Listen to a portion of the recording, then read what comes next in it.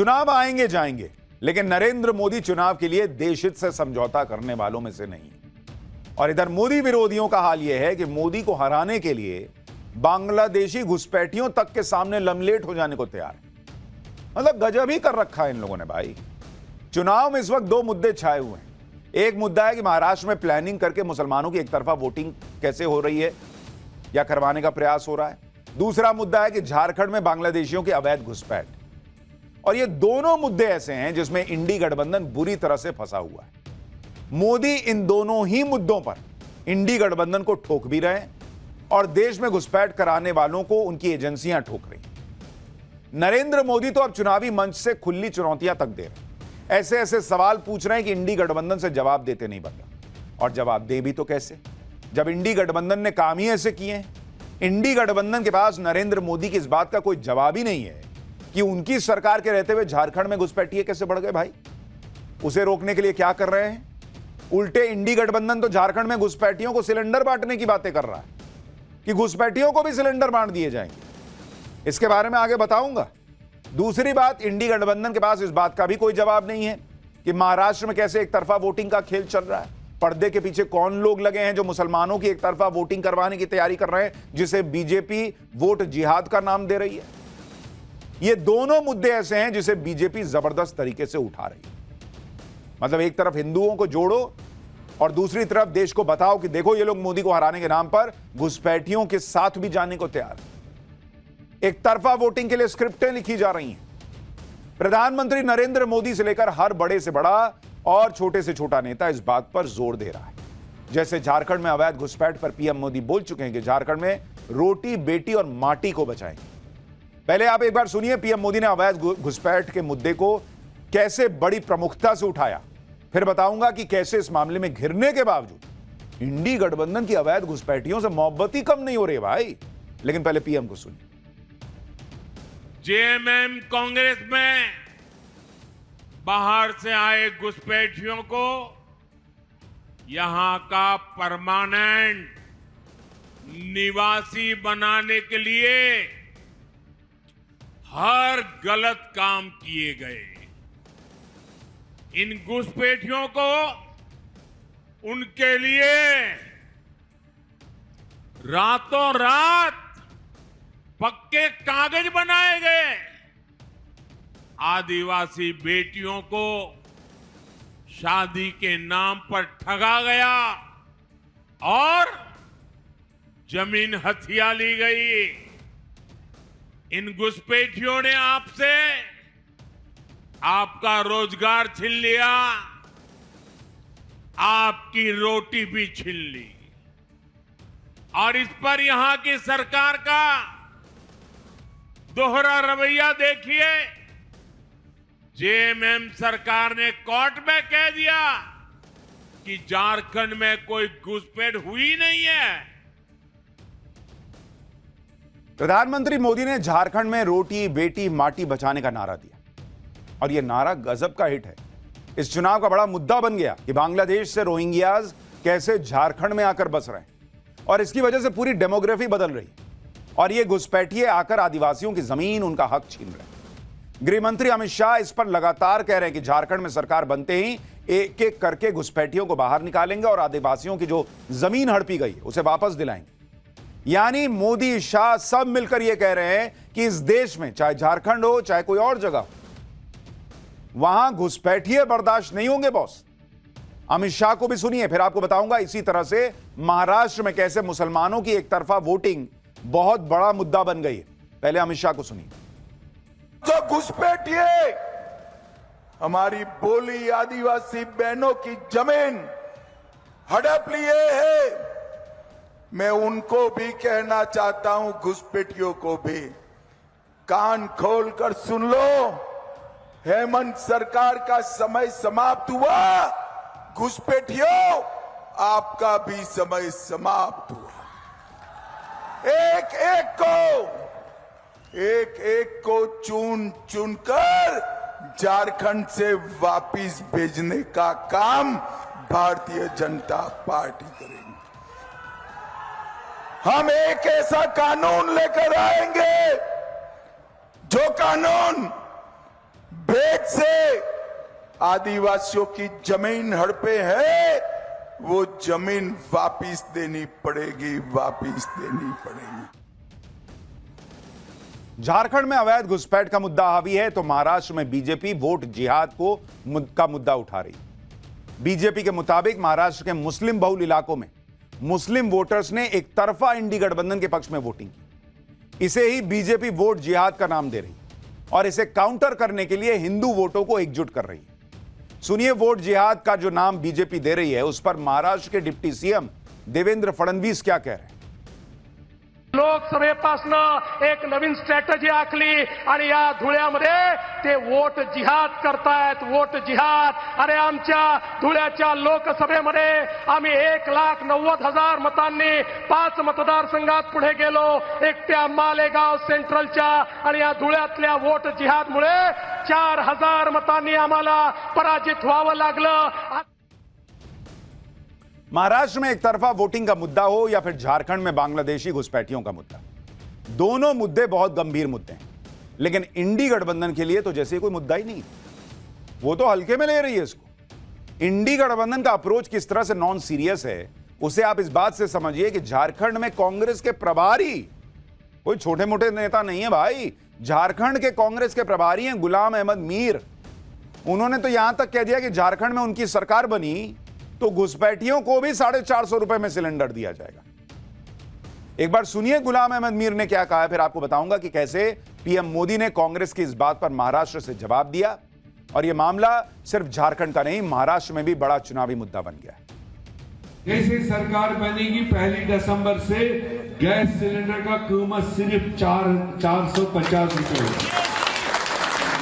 ये आम जनता, ना उसमें हिंदू देखा जाएगा, ना मुसलमान देखा जाएगा, ना घुसपैठिए देखा जाएगा, तो ना कोई और चीज देखा जाएगा। जो भी झारखंड वासी है वो किसी भी सोच से हो, किसी भी तबके से हो, उसको 450 रुपए में गैस सिलेंडर दिया जाएगा। सुन रहे हैं आप कि घुसपैठिया भी नहीं देखेंगे, 450 रुपए में सिलेंडर दे देंगे, बस हमारी सरकार बनने दो। वो सरकार से मतलब है, देश से मतलब नहीं है। और कम से कम इसी बहाने आप मान तो रहे हो ना कि झारखंड में घुसपैठिए हैं, इसका मतलब तभी आप कह रहे हो ना कि घुसपैठिया हो, हिंदू हो, मुसलमान हो, कोई हो, हम नहीं देखेंगे, सबको सिलेंडर दे देंगे, बस हमारी सरकार बनवा दो। मान रहे हो इसका मतलब झारखंड में घुसपैठिए हैं? पीएम मोदी, अमित शाह इसका मतलब गलत नहीं बोल रहे हैं?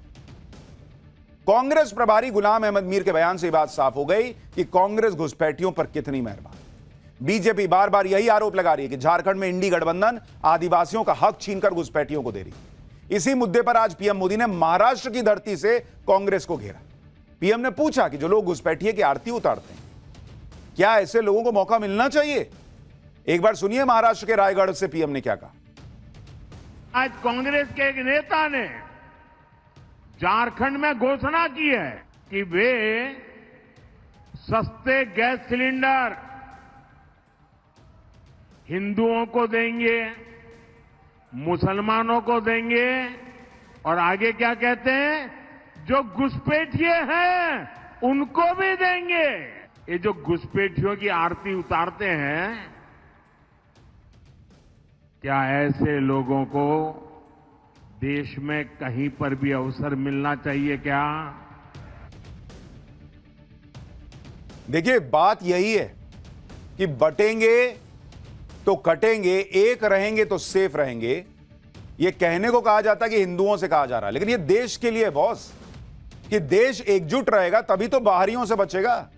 यहां अपने लोगों को चीजें दी जाएंगी कि बाहर वालों को दी जाएंगी?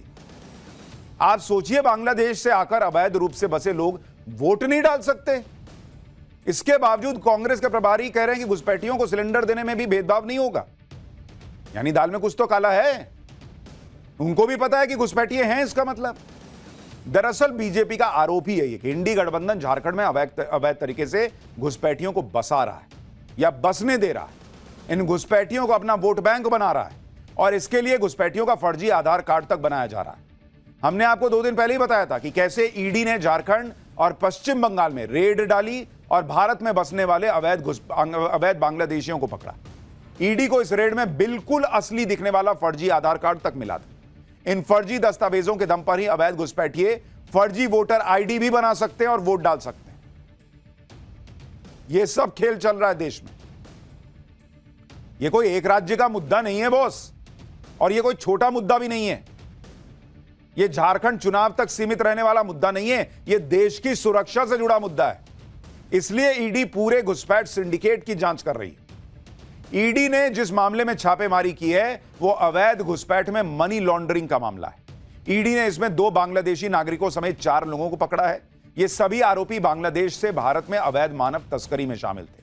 अवैध घुसपैठ के पूरे नेटवर्क को ध्वस्त करने के लिए इसकी फंडिंग की जड़ों को तलाश रही है।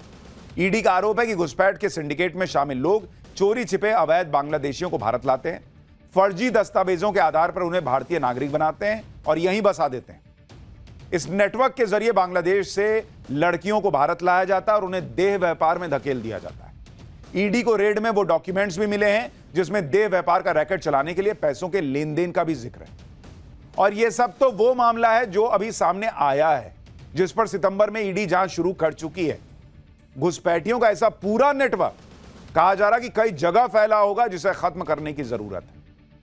इसलिए झारखंड में बीजेपी इसे मुद्दा बनाकर इस पर वोट मांग रही है कि अगर यह रोकना है तो जिनके राज में यह हो रहा है उनको भी कुर्सी तक पहुंचने से रोकना होगा। झारखंड के चुनाव में प्रचार के लिए उतरे सीएम योगी भी घुसपैठियों को सिलेंडर देने के ऐलान पर कांग्रेस को घेर रहे हैं। सीएम योगी को भी सुनिए, फिर बताऊंगा कि महाराष्ट्र में वोट जिहाद का मुद्दा है क्या और कितनी तेजी से आगे बढ़ रहा है। अभी कांग्रेस के कोई एक प्रभारी आए थे, वो कह रहे थे सरकार आएगी तो सिलेंडर देंगे। अरे जब तुम्हारी सरकार थी तब क्या कर रहे थे? तब क्यों नहीं दिया? तब क्यों नहीं दिया? और वो तो कहता है, क्या कह रहा है, यानी हिंदू को भी देंगे, मुसलमान को भी देंगे और घुसपैठियों को भी देंगे। अब यहां के जनजातीय बंधुओं का अधिकार घुसपैठियों को क्यों देंगे? भाजपा इस बात को कह सकती है कि योजना का लाभ जनजाति को मिलेगा, झारखंड वासियों को मिलेगा, घुसपैठी को नहीं मिलेगा। झारखंड में जिस तरह से कांग्रेस के प्रभारी घुसपैठियों पर मेहरबान हो रहे हैं, उस पर पीएम मोदी और सीएम योगी के अटैक से आप समझ सकते हैं कि बीजेपी के लिए यह कितना बड़ा और गंभीर मुद्दा है, क्योंकि मामला राष्ट्र की सुरक्षा से जुड़ा है। बीजेपी का पूरा कैंपेन इस मुद्दे पर टिका है। बीजेपी का आरोप है कि घुसपैठ की वजह से झारखंड में आदिवासी इलाके संथल परगना और कोल्हल रीजन में डेमोग्राफी तक बदल रही है। बीजेपी कह रही है कि बांग्लादेशी घुसपैठिए यहां की आदिवासी महिलाओं से शादी करके उनको मिलने वाले फायदों का बेजा इस्तेमाल कर रहे हैं और उनके नाम पर जमीन हड़प ले रहे हैं। बीजेपी यह कह चुकी है कि घुसपैठिए जो आदिवासी महिलाओं से शादी कर रहे हैं उनके बच्चों को कोई आदिवासी अधिकार नहीं देंगे। प्रचार के दौरान पीएम मोदी भी कह चुके हैं कि झारखंड में घुसपैठ एक बड़ा मुद्दा है। संथाल परगना में आदिवासी जनसंख्या घटकर आधी रह गई है। पीएम मोदी आरोप लगा चुके हैं कि झारखंड की जेएमएम सरकार घुसपैठियों को भारत का परमानेंट नागरिक बना रही है। अमित शाह भी यह ऐलान कर चुके हैं कि वो बीजेपी की सरकार बनते ही इस मुद्दे पर कमेटी बनवाएंगे और अवैध रूप से बसे लोगों को बाहर करेंगे। झारखंड में घुसपैठ का मुद्दा हावी है तो महाराष्ट्र में बीजेपी ने वोट जिहाद को मुद्दा बनाया है। बीजेपी नेता किरीट सोमैया आरोप लगा चुके हैं कि महाराष्ट्र के मालेगांव में वोट जिहाद के लिए 125 करोड़ की फंडिंग हुई। इस बीच मालेगांव के एक व्यापारी पर लगे मनी लॉन्ड्रिंग के आरोप में ईडी ने छापेमारी की। महाराष्ट्र और गुजरात में कई लोकेशन पर छापेमारी हुई है। ईडी ने बताया कि मालेगांव में एक व्यापारी पर आरोप है कि उसने दूसरे लोगों के बैंक अकाउंट का मिसयूज किया और उसके जरिए 100 करोड़ का लेन देन किया। ईडी ने मालेगांव, नासिक और मुंबई में 23 जगहों पर छापे मारे। इसके अलावा अहमदाबाद और सूरत में भी रेड पड़ी है।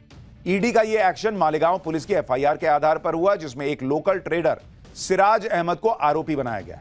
सिराज पर आरोप है कि उसने अपने कुछ जानने वालों के केवाईसी डिटेल लेकर बैंक अकाउंट खुलवाए। इन बैंक अकाउंट्स में 2500 ट्रांजैक्शंस के जरिए ईडी को 100 करोड़ की लेन देन का पता चला। ईडी ये जांच कर रही है कि क्या इन पैसों का इस्तेमाल चुनावी फंडिंग के लिए होना था क्या। जब ईडी की रेड हुई तो किरीट सोमैया का दावा है कि उन्होंने जो आरोप लगाए थे वो सही साबित हो रहे हैं। मालेगांव में जो आरोप लगा रही है बीजेपी की वोट जिहाद हुआ, उसके लिए उनका कहना है कि करोड़ों की फंडिंग हुई और किरीट सोमैया का आरोप है कि वोट खरीदने के लिए वोटरों के बीच पैसे बांटे गए। सुनिए बीजेपी नेता किरीट सोमैया। मालेगांव वोट जिहाद का पैसा घोटाले में अब सिराज मोहम्मद और उनके साथीदार को गिरफ्तार किया गया है। कल मैंने मालेगांव में बैंक अधिकारी, पुलिस, कंप्लेनेंट सबसे चर्चा की। सिराज मोहम्मद ने bank of Maharashtra, Nashik merchant bank में 24 बेनामी अकाउंट खोले। लगभग देश भर के 200 बैंकों में से 200 करोड़ रुपया आया, 200 करोड़ रुपया हवाला से गायब हुआ और कड़क कार्रवाई और अन्य आरोपी को भी गिरफ्तार किया जाएगा। महाराष्ट्र में एक मुद्दा जाति की घातक राजनीति के खिलाफ हिंदू वोटों को एकजुट करने का भी, जिसके लिए पीएम मोदी लगातार प्रयास कर रहे हैं। कह रहे हैं लोगों से ये एक रहेंगे तभी सेफ रहेंगे, क्योंकि महाराष्ट्र हिंदुओं को एकजुट करने वाले छत्रपति शिवाजी महाराज की धरती है। इसलिए यहां एक रहेंगे तो सेफ रहेंगे वाले नारे की गूंज मची। आज पीएम मोदी ने महाराष्ट्र के छत्रपति संभाजी नगर में रैली की। पीएम मोदी ने कहा कि यह चुनाव सिर्फ नई सरकार चुनने का नहीं है, यह चुनाव एक और संभाजी महाराज को मानने वाले देशभक्त हैं और दूसरी तरफ औरंगजेब को का गुणगान करने वाले लोग। सुनिए पीएम मोदी को, फिर पीएम मोदी का आज का एक और शानदार वीडियो दिखाता हूं। महाराष्ट्र का ये चुनाव केवल नई सरकार चुनने का चुनाव नहीं है, एक और संभाजी महाराज को मानने वाले देशभक्त हैं। दूसरी ओर औरंगजेब का गुणगान करने वाले लोग हैं। औरंगाबाद को छत्रपति संभाजी नगर बनाने का सबसे ज्यादा तकलीफ इसे हुई थी। इसी कांग्रेस पार्टी को, अघाड़ी वालों को, इसके पाले पोसे हुए लोग इस फैसले को परखने के लिए कोर्ट तक चले गए थे। महाराष्ट्र में आज पीएम मोदी ने ताबड़तोड़ 3 रैलियां की। उनकी आखिरी रैली मुंबई में हुई, जहां पीएम मोदी ने बताया कि महाराष्ट्र चुनाव में ये उनकी आखिरी जनसभा है। उन्होंने पूरे महाराष्ट्र का दौरा किया है। महाराष्ट्र का आशीर्वाद महायुति के साथ है।